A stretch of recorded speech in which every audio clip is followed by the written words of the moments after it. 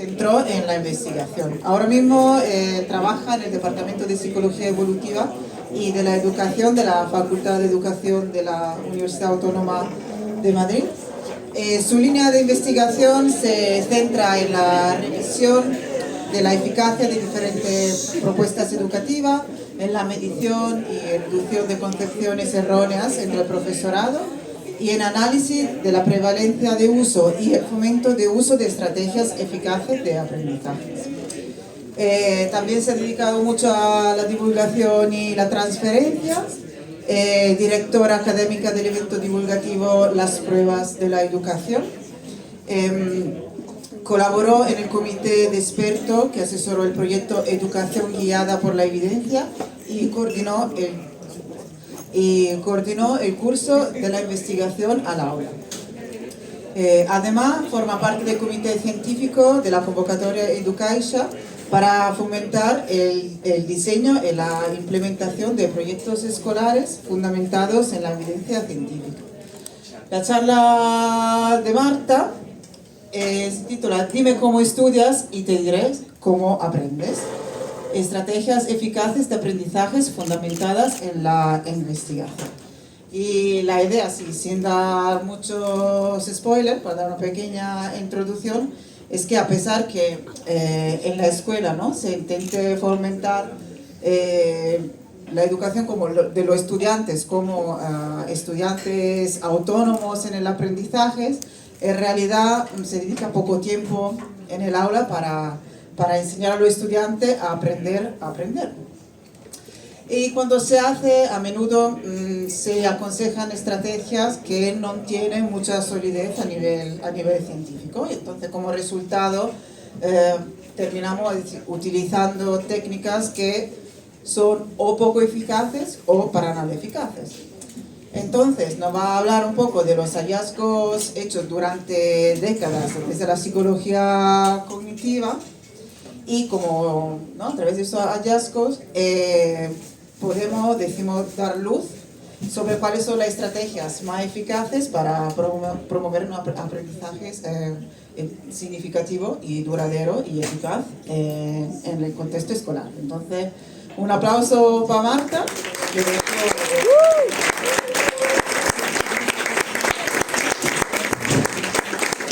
Buenas noches, es un placer siempre venir a Granada, hay mucha y muy buena gente aquí.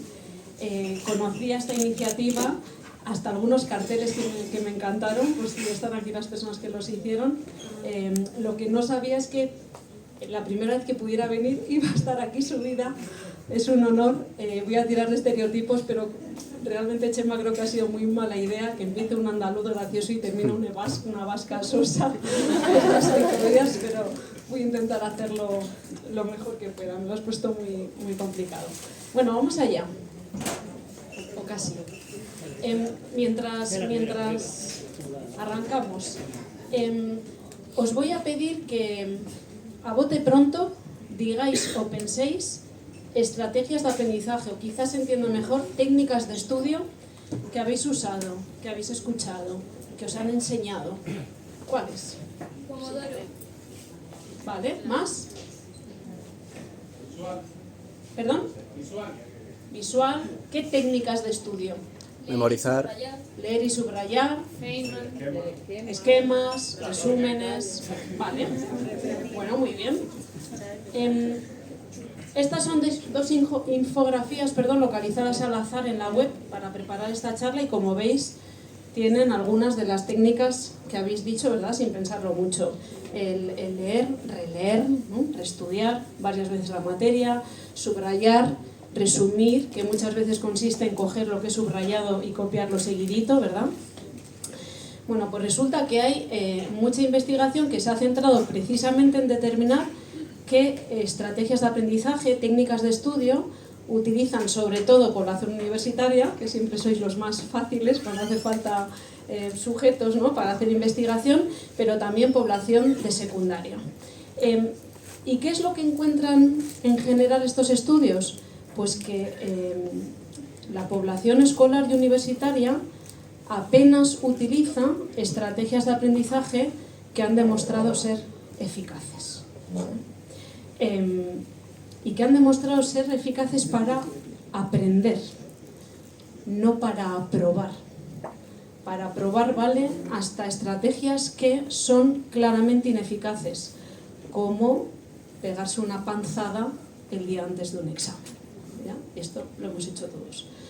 Cuando hable a lo largo de este ratito de aprender, me refiero a dejar marca en nuestra memoria a largo plazo, para que el aprendizaje esté accesible en el presente y en el futuro para ser utilizado.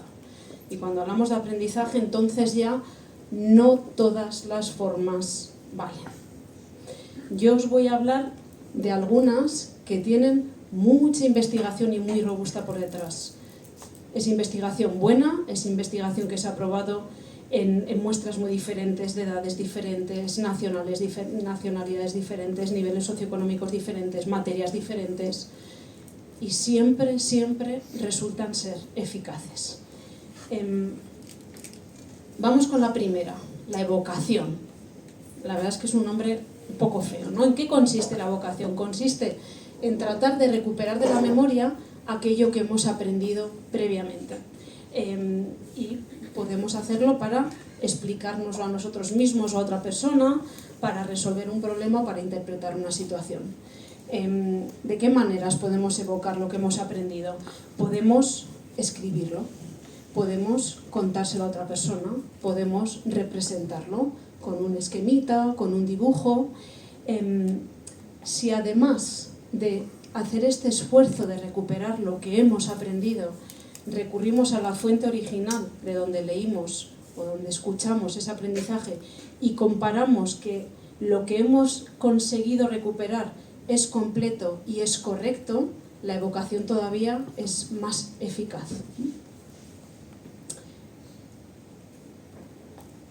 Resulta que cuando nos evaluamos o nos evalúan, estamos practicando la evocación. Hablábamos antes con Chema que, sin embargo, la evaluación está como muy demonizada, ¿verdad? A nadie nos gusta que nos evalúen.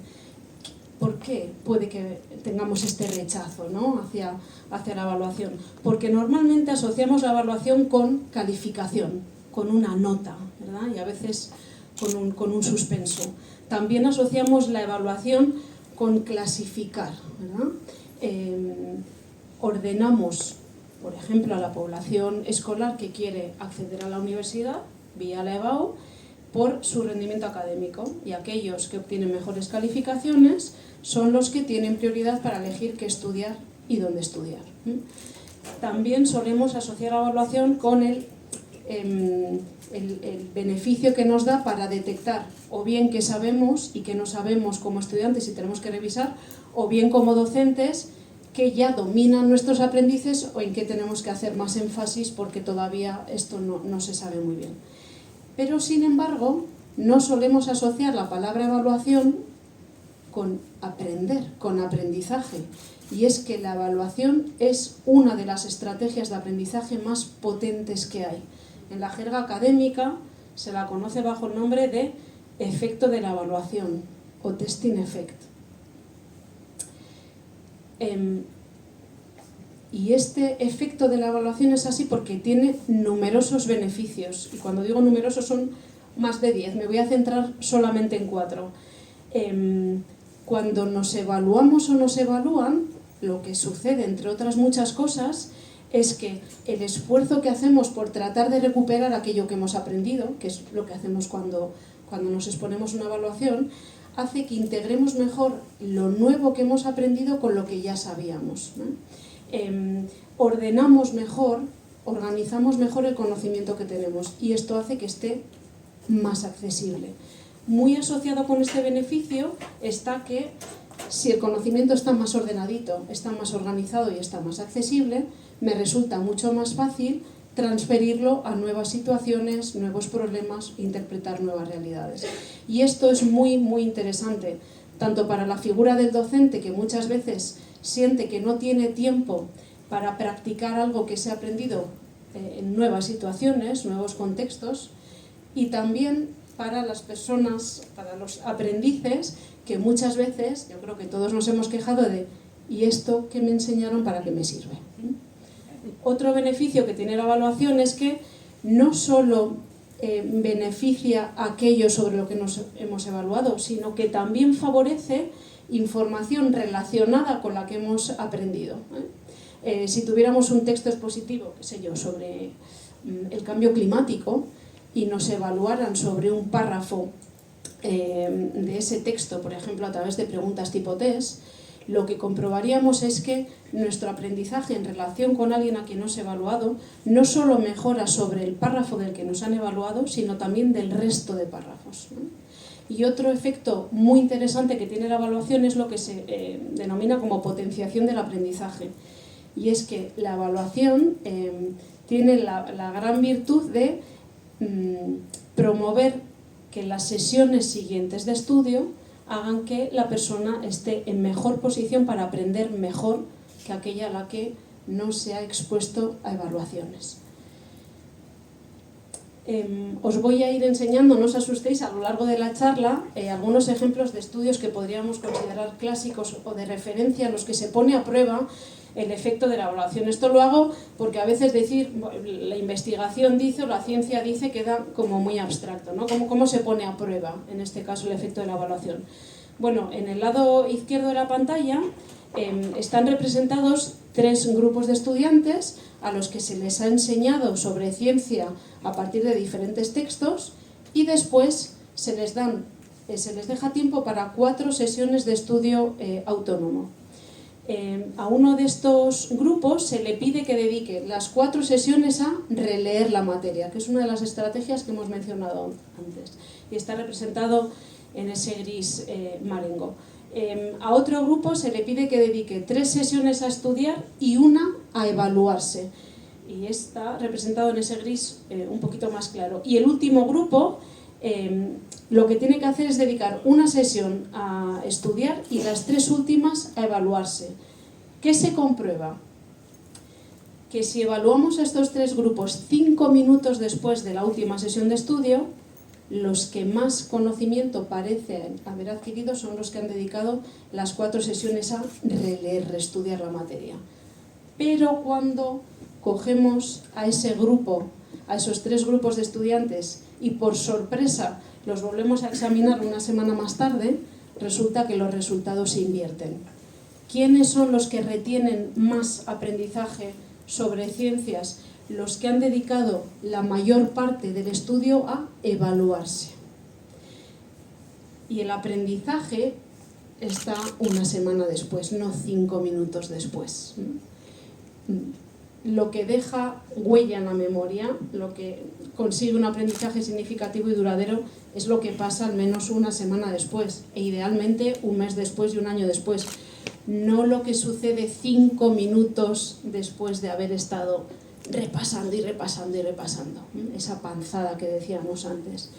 En la parte derecha de la pantalla os muestro un estudio muy similar. En este caso tenemos solo 2 grupos, 2 sesiones de aprendizaje. Un grupo de estudiantes dedica las 2 sesiones a reestudiar y otro grupo dedica 1 a estudiar y evaluar. Se los evalúa 5 minutos más tarde, 2 días más tarde y 1 semana más tarde. A pesar de que en los 2 grupos claramente se ve la temida curva del olvido, podemos comprobar que el grupo que más conocimiento retiene, que más conocimiento ha adquirido, es aquel que ha dedicado más tiempo a evaluarse, más que a repasar y repasar la materia una y otra vez. Vamos con otra estrategia, la práctica espaciada o distribuida, que como su propio nombre indica, consiste en espaciar las sesiones o bien de aprendizaje, o bien el tiempo que transcurre entre las sesiones de aprendizaje y las sesiones de revisión, digamos, de repaso, o bien el tiempo que transcurre entre las propias sesiones de repaso. ¿En qué consiste exactamente el beneficio de esta estrategia? ¿O dónde está su éxito? En que fuerza el olvido.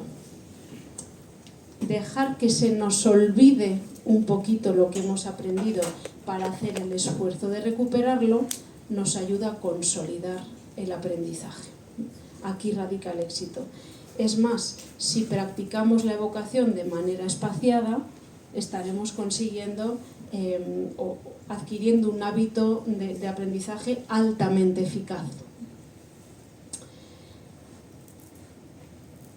¿Con qué tipo de estudios se ha puesto a prueba el espaciado? Si os fijáis en el lado izquierdo, tenemos dos barras, representan dos tipos de estudiantes, en este caso son niños y niñas de primaria, que tienen que aprender un listado de palabras de vocabulario. Uno de los grupos dedica 2 sesiones para aprender ese listado de palabras y entre ellas solo pasa 1 minuto de tiempo. Y en otro grupo, que está representado con la barra gris oscura, se dedican esas 2 mismas sesiones de aprendizaje de lista de vocabulario, pero entre ambas transcurre 1 semana de tiempo. Cuando 5 semanas más tarde se evalúa cuántas palabras recuerdan estos 2 grupos de niños, como podéis ver, los que recuerdan un porcentaje significativamente mayor son aquellos en los que se ha dejado pasar al menos 1 semana entre sesión y sesión de aprendizaje. En el lado derecho tenemos otro caso. El objetivo aquí es aprender a resolver un tipo de problema. A un grupo de estudiantes se les enseña a resolver ese tipo de problemas con 5 problemas un día y otros 5 problemas 1 semana más tarde. Mientras que con un segundo grupo de estudiantes se resuelven esos 10 problemas en una única sesión. A ambos grupos se los evalúa pasada 1 semana o pasadas 4 semanas, como podéis ver en la gráfica de abajo. ¿Qué se comprueba? Cuando se los evalúa transcurrido 1 semana, los resultados son muy parecidos en ambos. El grupo en el que se ha espaciado está representado con un punto negro y en el que se ha hecho de manera masiva con un punto blanco. Ahora bien, cuando volvemos a examinarlos 4 semanas más tarde, lo que comprobamos es que el grupo de estudiantes que muestra un porcentaje de respuestas correctas mayor es aquel en el que se ha practicado el espaciado. Vamos con la última práctica, la práctica intercalada. De nuevo, su nombre ya nos da pistas de en qué consiste, y es que consiste en alternar los temas, ejercicios, asignaturas, nivel de dificultad de ejercicios que practicamos en cada sesión de estudio.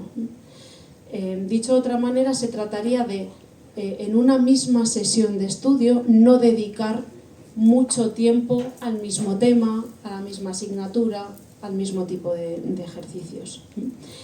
Y sin embargo, sobre todo en el material escolar, lo que más suele imperar es lo contrario, ¿no? Una práctica en bloque.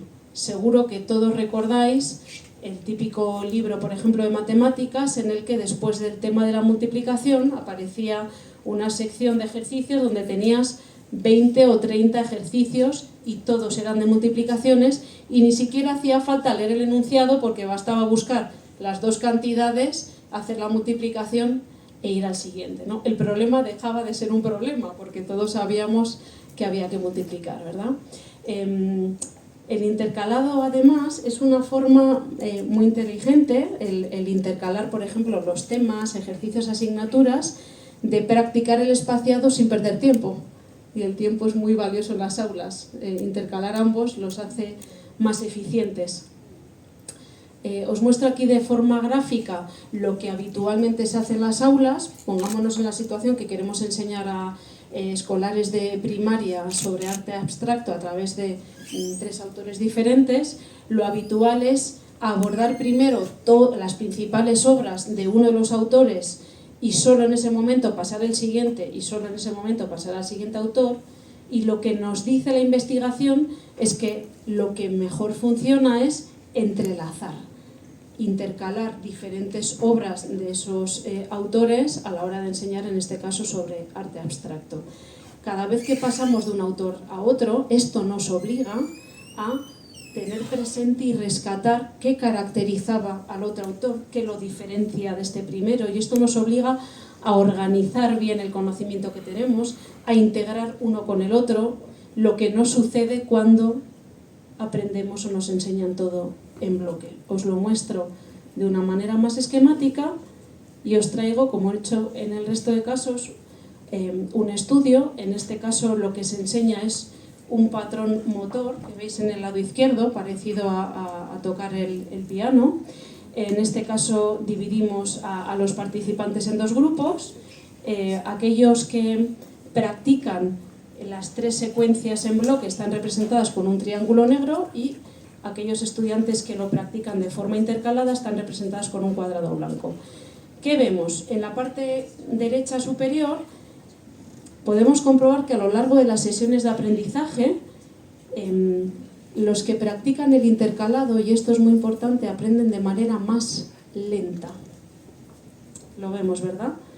Pero al término de todas las sesiones de aprendizaje, ambos grupos cometen errores similares. Ahora bien, cuando los evaluamos tiempo más tarde, ¿qué comprobamos? Que el grupo que comete menos errores es el que ha practicado el intercalado. Y sin embargo, la gráfica de abajo nos muestra que los estudiantes que más han aprendido a través del intercalado son los que tienen mayor sensación de que están aprendiendo menos si los comparamos con aquellos que están practicando un bloque. Hablaré sobre esto después, pero esto es un problema. Que una estrategia altamente eficaz intuitivamente no nos lo parezca es muy disuasorio, y contra esto pues hay que intentar combatir. ¿Qué tienen en común estas 3 estrategias de aprendizaje que hemos visto hoy? Ojo, hay más, pero tenía que elegir 3 y estas son muy potentes y tienen investigación buena y abundante detrás. Pues lo que Robert Bjork, un investigador estadounidense, allá por el año 94, acuñó bajo el término de dificultades deseables de aprendizaje. Sí, estoy diciendo dificultades deseables de aprendizaje. Me está diciendo cuándo una dificultad puede ser deseable, ¿verdad? ¿Quién quiere complicarse la vida? Bueno, voy a intentar explicar un poquito más. Robert Bjork, junto con su pareja Elizabeth Bjork, elaboraron una teoría, la teoría del desuso. Ellos mismos dijeron que el nombre igual no había sido muy acertado, no es nada sexy, que lo que nos dice es que cuanto más accesible está el material de aprendizaje, menor es la fuerza de almacenamiento que generamos en cada sesión de estudio. Menos aprendemos, menos almacenamos en nuestra memoria a largo plazo, que es la que perdura tiempo y tiempo. Y al contrario, cuanto más, no cuanto más, ¿no? Pero en la medida en que obstaculizamos un poco el aprendizaje, que aquello que queremos aprender no está tan accesible, cada sesión de aprendizaje va a provocar un almacenamiento mucho mayor. Y ponemos un ejemplo. Si para prepararnos una prueba sobre un tema teórico de la facultad tenemos los apuntes al lado y el estudiar consiste en tenerlos aquí accesibles y estar leyéndolos y releyéndolos, la capacidad de almacenar esa información que tenemos es muy bajita. Si estudiamos esa materia, nos la quitamos de delante y tratamos de recuperar, recordar haciendo un esfuerzo que hemos aprendido, la fuerza de almacenamiento que provocamos es mucho mayor. Y repito, es mucho mayor para aprender, para generar aprendizajes significativos y duraderos. ¿Por qué? Pues porque estas estrategias que os he mostrado, que son contraintuitivas, que cuestan, que no gustan, digamos que desencadenan unos procesos de codificación y de almacenamiento que favorecen el aprendizaje, favorecen la comprensión y favorecen la transferencia. Y es verdad que es mucho más amigable leer algo 20 veces que no examinarnos de ello. Y es mucho más fácil hacer 10 ejercicios de lo mismo seguidos que ir intercalándolos. Pero si lo que queremos es aprender y no solo aprobar, lo ideal es tirar de este tipo de estrategias de aprendizaje. Y es verdad que suena a cuento chino decir, bueno, mira, Marta nos está diciendo esto, pero yo lo que quiero es aprobar.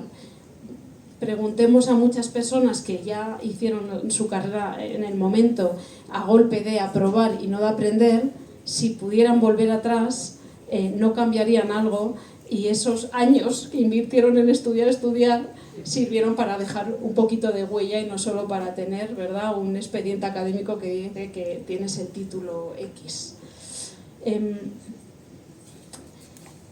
Y me estoy adelantando al final de esta charla. ¿Qué retos plantean estas estrategias de aprendizaje altamente eficaces? Bueno, pues yo destacaría 3. La primera, que tiene que ver con la primera práctica que he traído aquí, la evocación y la evaluación, y es que, lo decía antes, despierta recelos, porque la asociamos a calificación, a clasificación y no la asociamos con aprender. Pero en general, todas estas dificultades deseables de aprendizaje de las que he hablado implican más planificación. Si yo quiero evocar lo que he aprendido, o un docente quiere aplicar la evocación, o el espaciado o el intercalado, tiene que planificar antes en qué momentos y cómo lo va a hacer. Y todo esfuerzo, muchas veces, ¿verdad?, significa que arrinconemos una estrategia muy eficaz frente a otra que no requiere esta preparación. Y además, y lo hemos visto en los estudios que os he estado mostrando, estas estrategias que son altamente eficaces, es verdad que provocan o que hacen que el aprendizaje sea más lento y más costoso. Y a nadie nos gusta esto. Y por último, todas las personas que estamos aquí, al menos, hemos aprobado la educación básica, educación secundaria obligatoria, bachillerato, muchos ya tenéis título universitario, un doctorado, y seguro que en muchos casos jamás habéis oído hablar de estas estrategias y mucho menos las habéis usado. Y ahora viene Marta y nos dice que no funcionan, ¿no? Bueno, insisto en ello, una cosa es aprobar, otra cosa es aprender. Muchas veces lo que tenemos es una falsa ilusión de dominio. Los materiales que hemos estado leyendo y releyendo y subrayando nos resultan muy familiares, pero familiaridad no es saber, ¿vale? Entonces, si queremos nosotros cambiar nuestros hábitos o como docentes asegurarnos que realmente lo que estamos generando es aprendizaje y no que a nuestros niños y niñas les suene esto o que aprueben los exámenes que le pongo, merece la pena apostar por este tipo de estrategias. ¿Qué mensajes podemos llevar de la investigación a la práctica? Como aprendices, como docentes, como padres y madres que hay aquí. Estas estrategias no se aprenden de manera natural, de hecho lo hemos dicho, son contraintuitivas, hay que enseñarlas de manera explícita, no se van a descubrir por el camino. Si realmente queremos apostar porque nuestros aprendices salgan aprendiendo y que lo que aprenden no lo olviden dentro de 4 días, tenemos que predicar con el ejemplo. En el aula se pueden practicar estas estrategias. Ojo, y no solo digo en el ámbito escolar, en la universidad podemos practicar la evocación, arrancando, por ejemplo, cada día de clase a través de preguntas, Kahoot, ejemplos, post-it, recuperar aquello que vimos en sesiones previas. Y lo mismo puedo decir con la práctica espaciada e intercalada. Prediquemos con el ejemplo como docentes. Y por último, cuanto antes empecemos mejor. O sea, tengo muy claro que no estoy convenciendo a ninguna de las personas que estáis aquí, que todavía estáis estudiando, de dejar las prácticas que venís usando, estrategias para estudiar, para empezar a utilizar estas. Porque ya tenéis una acumulación de éxitos en vuestros estudios y yo entiendo perfectamente que no vayáis a cambiar ahora. Pero si esto lo enseñamos explícita e implícitamente a los niños desde primaria, es muy probable que adquieran unos hábitos que vayan a mantener a lo largo de toda su escolaridad. Bueno, sé que no son horas, lugar yo diría ahora que sí, que pasa por esta experiencia, pero si alguien quisiera profundizar un poquito más en qué nos dice la psicología cognitiva sobre cómo aprendemos, ¿no? y sobre cómo promover un aprendizaje significativo, os traigo 2 blogs que están en el lado izquierdo, uno de Learning Scientists, lo llevan entre investigadores junior y senior, escriben podcasts, entradas de blog, tienen infografías, por cierto, las que he mostrado para explicar las 3 estrategias vienen de ellos.